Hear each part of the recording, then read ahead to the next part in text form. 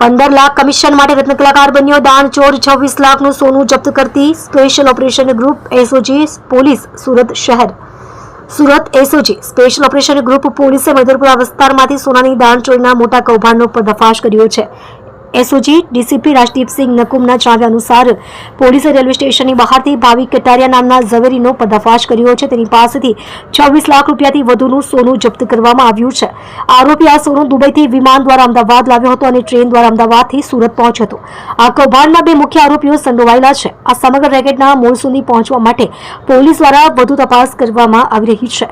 સોનાની દાણચોરીની સમગ્ર પદ્ધતિ આ સોનાની દાણચોરી રેકેટની પદ્ધતિ ખૂબ જ વ્યવસ્થિત હતી। પોલીસ પૂછપરછ દરમિયાન આરોપી ભાવિક કટારિયાએ જણાવ્યું કે આ સોનું નિરાલી રાજપૂતે દુબઈથી મોકલ્યું હતું। ભાવિકને આ સોનું સુરતમાં અમિત નામના વ્યક્તિને પહોંચાડવાનું હતું। આ માટે તેને 15 લાખ રૂપિયાનું કમિશન મળવાનું હતું।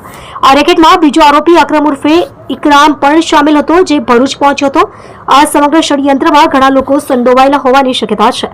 આ રીતે આંતરરાષ્ટ્રીય સ્તરે સોનાની દાણચોરી કરીને દેશના અર્થતંત્રને નુકસાન પહોંચાડવામાં આવી રહ્યું હતું। પોલીસ દ્વારા સઘન તપાસ અને આગળની કાર્યવાહી આ ઘટના બાદ એસઓજી પોલીસે સઘન તપાસ શરૂ કરી છે।